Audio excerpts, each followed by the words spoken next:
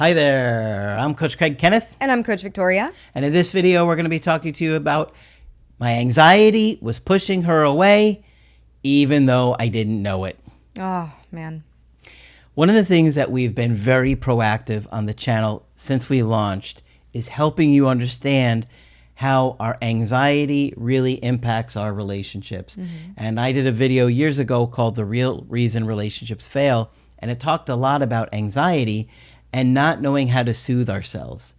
I really believe that once we get that anxiety, it causes us to do a lot of different things that cause the attraction to really be impaired or impacted, because we often get controlling or manipulative, sometimes because we're afraid they're going to leave, and sometimes because we're feeling overwhelmed by the closeness. Yeah, and I also think that anxiety can keep us from our most authentic self. So we don't show up as really who we are. We show up as trying to avoid abandonment, and that can be a completely different person. Yep.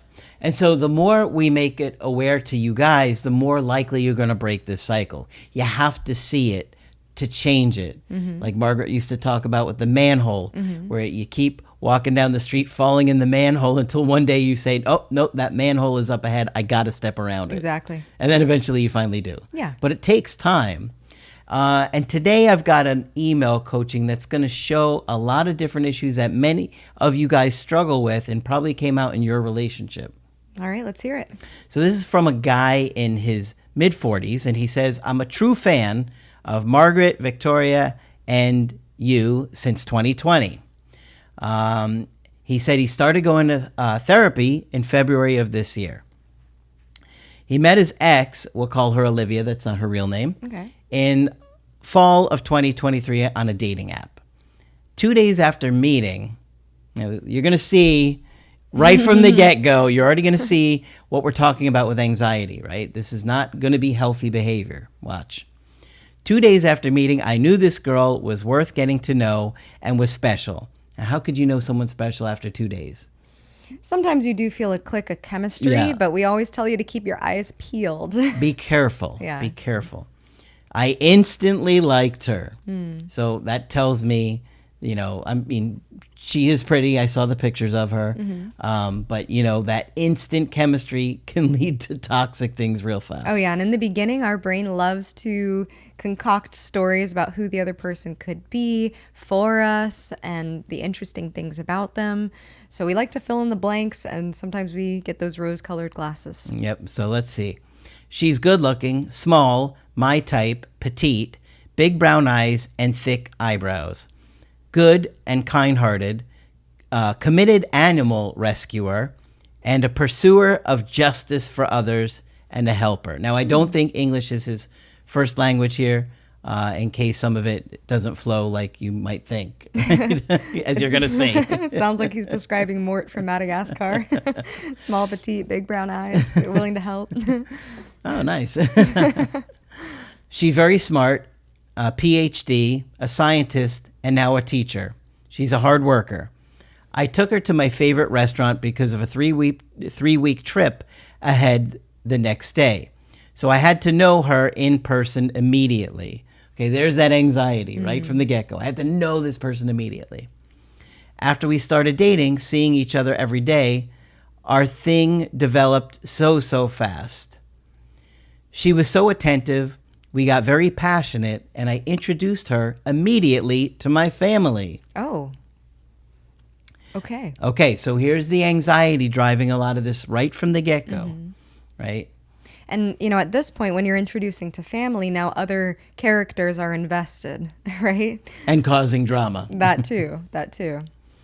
They all liked her. We traveled, had good sex, getting better every time. She's funny. I'm somewhat. She loves to cook. I love the honesty. She loves to cook. Me too. Almost never partied. Me, the opposite. She's nerdy. I'm not, but a problem solver. Okay.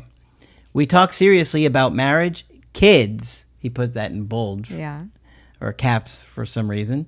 She pushed on that because of her age and planned to move into her inherited house.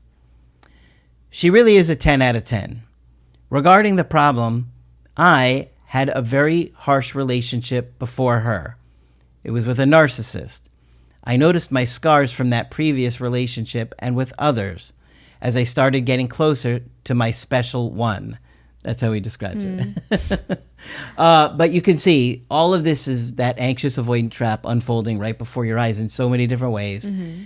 Now, he hasn't really healed from that relationship with the narcissist. And what happens, we often take it out on the new partner. Oh, yeah. And the closer we get to someone, the more our wounds like to resurface. I'm going to refer back to that famous Margaret quote where she had said, "You don't know what your issues are until somebody tries to love you." And you could see as they're getting closer, now it sounds like there's more triggers that are appearing. I didn't notice my issues until it was too late.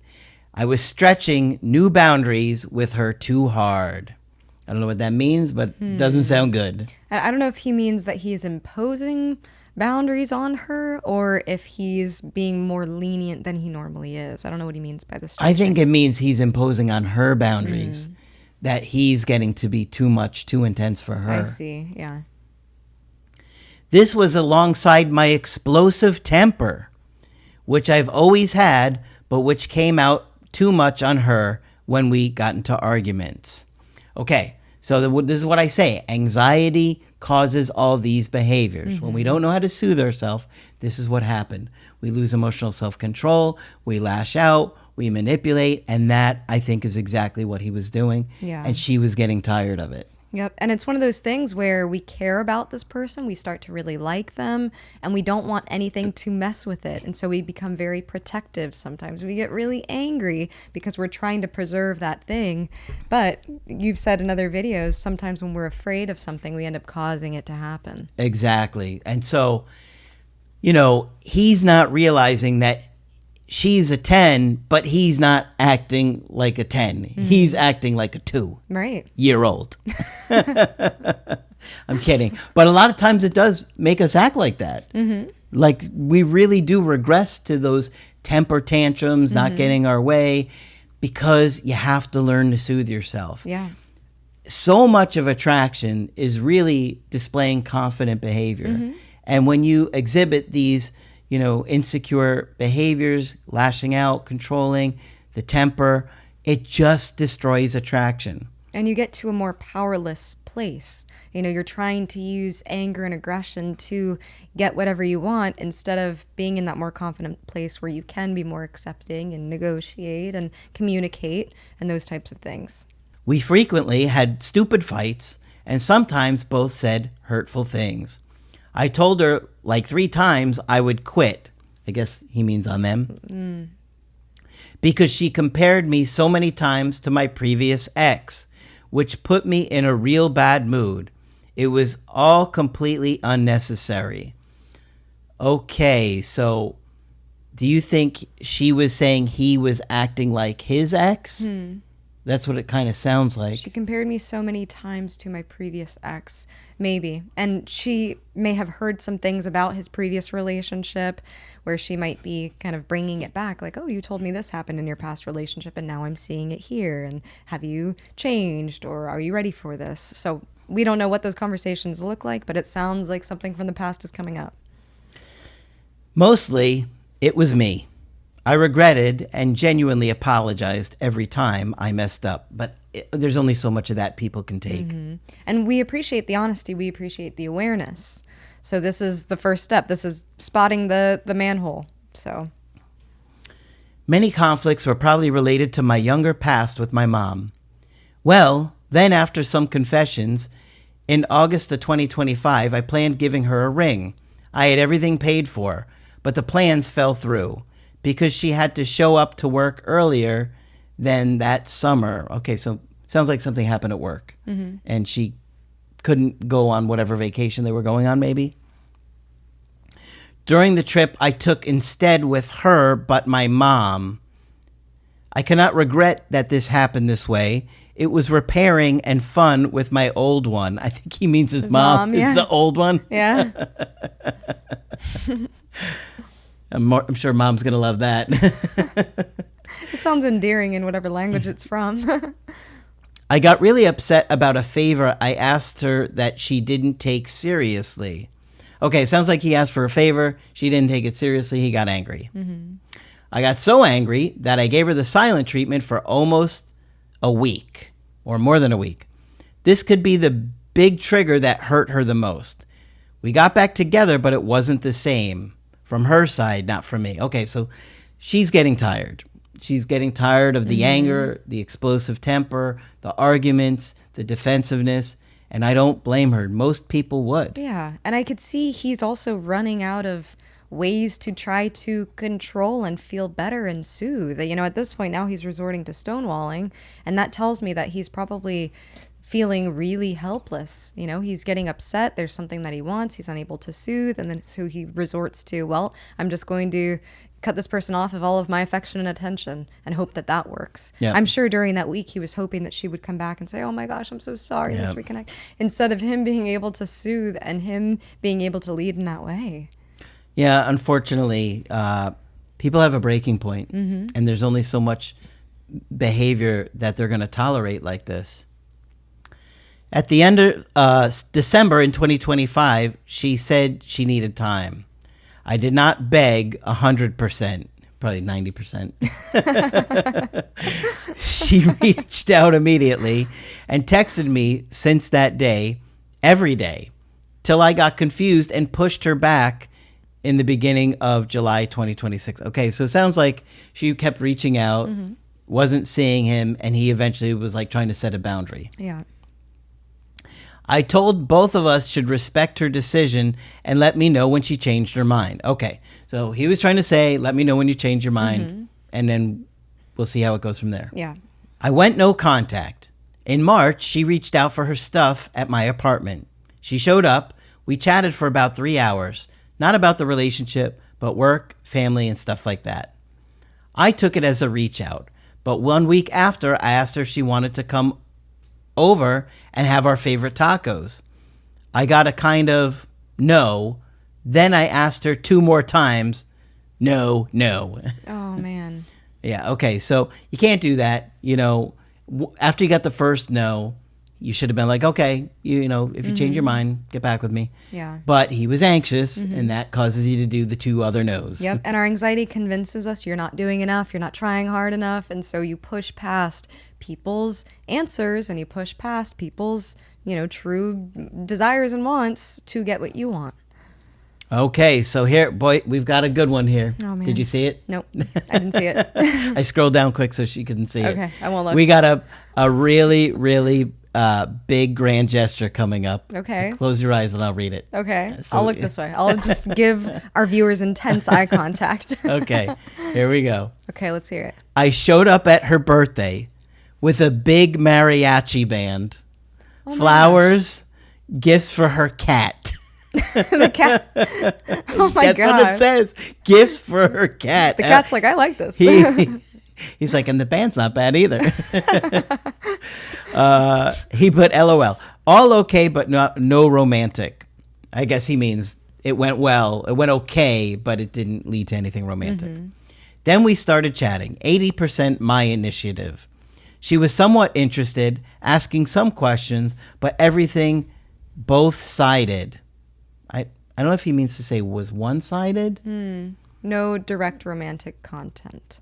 So it sounds like she wasn't reciprocating the romance part of it, but she probably was like, thanks, grateful, appreciative. Yeah. Yeah. And that probably would be a lot to handle in the moment. You know, there probably was some feeling of shock from her end, not being sure how to respond. She had made a decision about the relationship, and, you know, nobody likes to be assuaded by things like this. So Yeah, it just usually doesn't work. Yeah. So let's see what happened.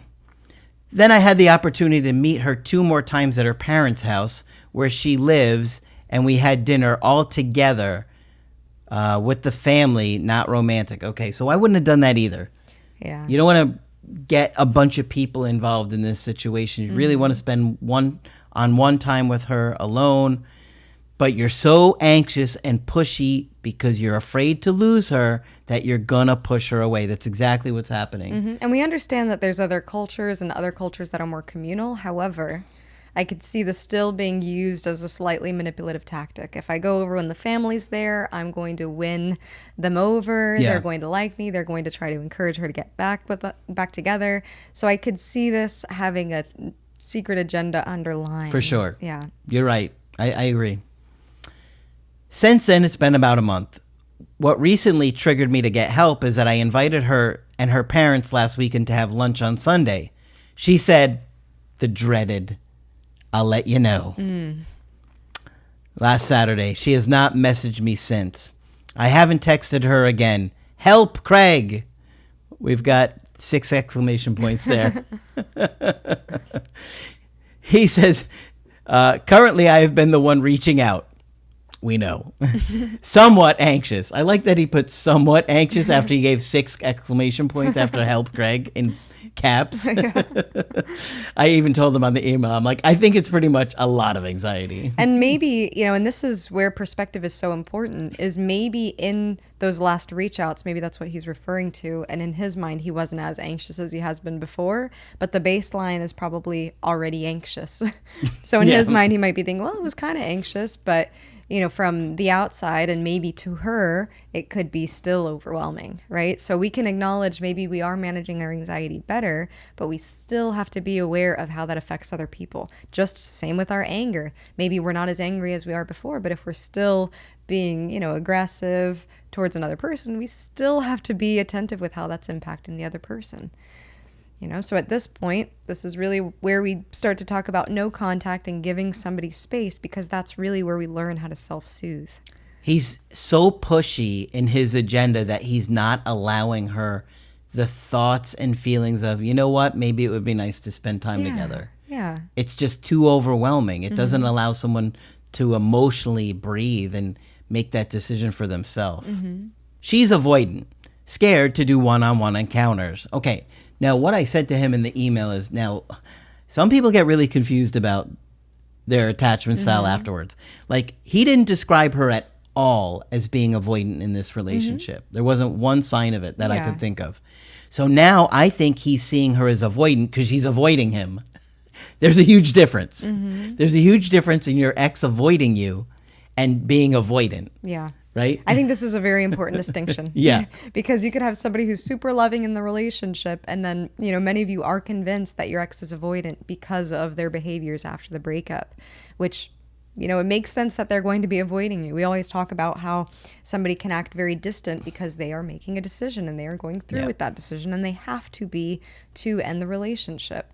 So someone's behavior after a breakup is not really going to be a good indicator of what their attachment style is when they are actively attached to you. Yes, this is very important to understand. She's avoiding you. She's not avoidant. Okay. Now, maybe there are other things that would indicate that she is avoidant, but nothing in this email described her as avoidant. Yeah, she's avoiding you because you've been pushy. You're scaring her. You scared her in the relationship. You were lashing out. You lost your temper. You were pushy.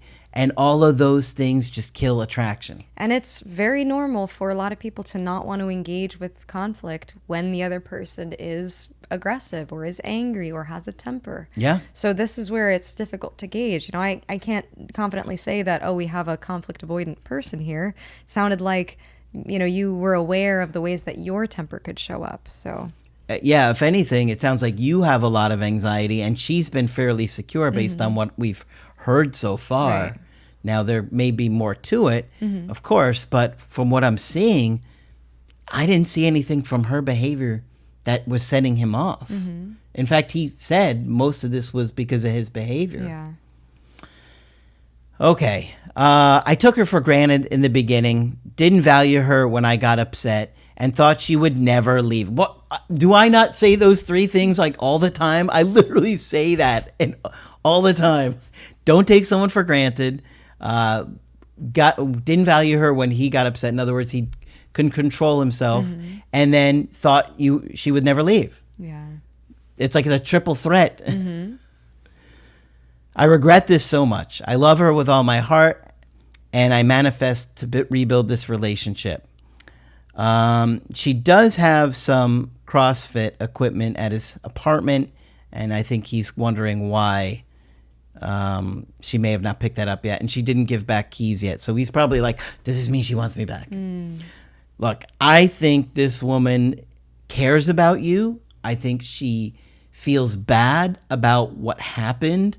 I get the sense that she probably doesn't want to like have lost attraction for you, but she did because of your behaviors. Now, the good news is that we can change our behaviors. Takes a lot of hard work, and you just got into therapy, like 4 months ago. It's going to take a lot of hard work to change these things. I wouldn't be surprised if she came back, but I think she's going to look very closely at your behavior and seeing if you have stopped with your manipulative, anxious ways. I think if you do, she could give this another chance, but she's going to be really reluctant to believe you've changed. Yeah. They were together for, I don't know, something like 3 years or something like that. Okay. A little bit more than 3 years. Yeah. It sounds like it was about 3 years.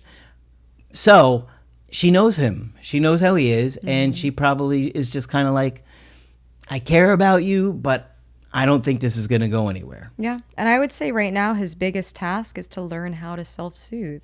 I'm glad that he was able to spend some time with his mom, and I know he said he didn't regret that time. The old one. Because he enjoyed his time with her. And having a good support outside of your partner is very important. And in those times when you are out and being supported by friends, to be able to remind yourself of the strength of the relationship and that things are okay, and to be able to self-soothe. That's such an important skill. And I could see that being really, really, really important to him, because I can see panic when something doesn't go as expected. Yeah. Well, look, leave her be. I know you have a tremendous amount of anxiety right now, and everything inside of you wants to keep pushing to see her, but she needs to get there on her own. She needs to miss you on her own. And you've been pushing for probably over 6 months now to see her, to try and spend time with her. Maybe it's not quite that long. But, you did the grand gesture, the flowers, the mariachi band. I wonder if we could get them to play our intro song. People are upset that we haven't put the intro song on. I did see that. I've been seeing a bunch of comments lately that they miss our intro song. You could just sing it for them instead. I don't know. Maybe we'll put it on the website somewhere or something. But it's still on like 2,000 videos, probably. It is. But I think she'll reach out in time. But she's going to be looking at you very closely and wanting to see, like, can we get together without you throwing this big, huge agenda on me of, are we getting back together? I miss you. I love you. It's got to be very, very casual. And I would say your awareness about your anger is huge. Now you have the awareness, and now you can do something about it. We know that feelings of anger can be really intense. Sometimes people report like seeing red and not being able to control their anger when they have, really difficult tempers. Process all of that. I'm glad that you are in therapy to be able to work through that and really learn how to emotionally regulate through all of that. I know anger can be a tough one, and it can leave us with a lot of regret. That's one of those intense emotions where afterwards we're like, man, I wish I didn't say that. Man, I wish I didn't act like that. But guilt can be a huge motivator and can be a huge driver for change. Absolutely. Absolutely. And that's one of the best things about a breakup is that really motivates us to grow and to change. Yeah. I highly recommend you look at my creative healing course too. If you'd like to get our help personally, you could do that on my website, askcraig.net. I do email coaching and I do Zoom calls. Coach Victoria is also available for Zoom calls. I'm here whenever you'd like to chat. But that's it for this video. I'm Coach Craig Kenneth. And I'm Coach Victoria. And we will talk with you soon.